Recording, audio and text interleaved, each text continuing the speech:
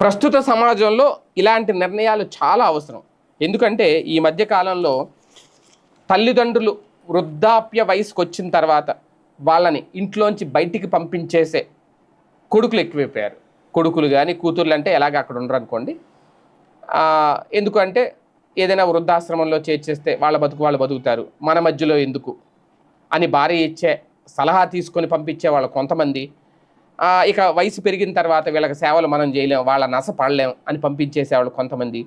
ఎందుకు ఈ ఆలోచన చేస్తారంటే ఎప్పుడైతే పిల్లల మీద ప్రేమతో తల్లిదండ్రులు ముందుగానే ఆస్తులు రాసిచ్చేస్తారో ఆ తర్వాత తల్లిదండ్రుల మీద ప్రేమ అనేది, బాధ్యత అనేది ఆటోమేటిక్గా కరువైపోద్ది.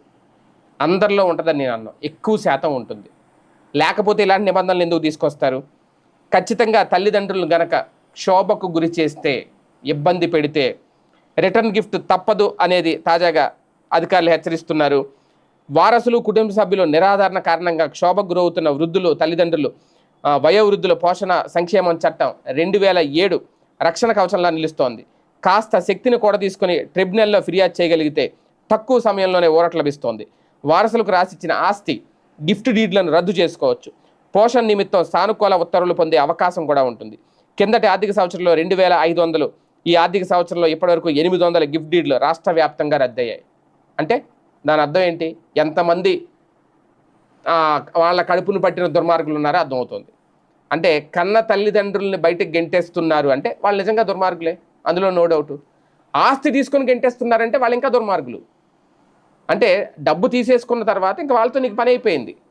కన్న తల్లిదండ్రులు అనే మమకారం, కన్న తల్లిదండ్రుల అనే అభిమానం కనీసం నీకు లేదు, గెంటేసావు బయటికి. అలాంటప్పుడు నేను దుర్మార్గుడు అన్నపోతే ఇంకేమనాలి?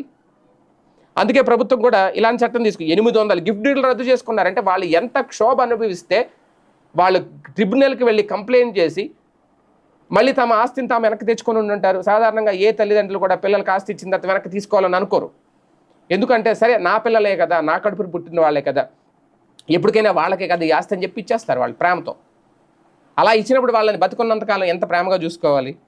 చూసుకోకుండా వాళ్ళు బయటికి గెంటేసి వాళ్ళు ఆ బాధతో చివరికి వాళ్ళ ఆస్తిని ఈ చట్టం ద్వారా వెనక్కి తెచ్చుకున్నారు అంటే వాళ్ళు ఎంత దుర్మార్గులు. ఇలా రద్దయినవి లాస్ట్ టైంలో 2500 ఉంటే మొన్న 800 ఉన్నాయట. అంటే ఒక రకంగా ఈ ట్రిబ్యునల్కి వెళ్ళడం వల్ల తక్కువ సమయంలోనే ఇమీడియట్గా ఊరటైతే లభిస్తుంది. 60 ఏళ్ళు దాటిన వాళ్ళకి ఈ చట్టం వర్తిస్తుంది. 60 ఏళ్ళు పూర్తి కాకపోయినా సరే పిల్లలు 18 ఏళ్ళు నిండు ఉంటే వాళ్ళు చూడనప్పుడు వయసుతో సంబంధం లేకుండా ట్రిబ్యునల్ని ఆశ్రయించవచ్చు. తెల్ల కాగితంపై వాస్తవాలు రాసుకుని వస్తే సరిపోతుంది. ఎలాంటి ఫీజు చెల్లించాల్సిన అవసరం లేదు. వాదనల తర్వాత ట్రిబ్యునల్లో దాఖలైన పిటిషన్లను 90 రోజుల్లోగా పరిష్కరిస్తారు. విచారణ అనంతరం వయోవృద్ధులు కోరిన ప్రకారం పిల్లల నుంచి జీవన భృతి అలాగే రక్షణ పొందేందుకు వీలుంటుంది. ఇవి కరెక్ట్గా అమలు అవ్వాలి. ఇప్పటి వరకు డైవర్స్ తీసేసుకొని విడాకులు, భృతి ఇవన్నీ అంటున్నారు కదా, అది కాదు అక్కడ. అది ఓకే, అది మొగుడు పిల్లల మధ్య గొడవలు. కానీ ఇక్కడ అంతకంటే ఇంపార్టెంట్ తల్లిదండ్రులను బయటికి గెంటేయడం అనేది, వాళ్ళ ఆస్తి తీసుకుని బయటికి గెంటేయడం అనేది. నిజంగా అలాంటిది ఏమన్నా జరిగితే ఇమ్మీడియట్గా ఆ ట్రిబ్యునల్లో ఒక కంప్లైంట్ పడేయండి, ఒక తెల్ల కాగితం మీద రాసి ఇచ్చేయండి చాలు, వాళ్ళు చూసుకుంటారు. 90 రోజుల్లో ఖచ్చితంగా మీకు న్యాయం జరుగుద్ది. తాజాగా విజయవాడలో ఇది ఆర్డీఓ చైతన్య దీనికి సంబంధించి వృద్ధులతో మాట్లాడినప్పుడు, ఆ న్యాయం కోసం మాట్లాడినప్పుడు ఇవన్నీ చెప్పుకొచ్చారు. ఆస్తులకు సంబంధించి జరిగే గిఫ్ట్ డీడ్ దస్తావేజుల్లో తల్లిదండ్రులు జాగ్రత్తలు తీసుకోవాలి. ప్రేమే ప్రతిఫలంగా ఆశిస్తూ అనే వాక్యం బదులు నీవు నా పోషణ, ఇతర బాధ్యతల పట్ల శ్రద్ధ వహించగలవని ఆశిస్తూ, అలా చేయని పక్షంలో నా ఆస్తిని ఎప్పుడైనా తిరిగి తీసుకోగలను అనే షరతుతో రాయించాలట. ఇది అందరూ నోట్ చేసుకోవాల్సిన పాయింట్. అలా రాసిస్తే ఖచ్చితంగా వాళ్ళ బాధ్యతతో చూసుకుంటారు అనేది.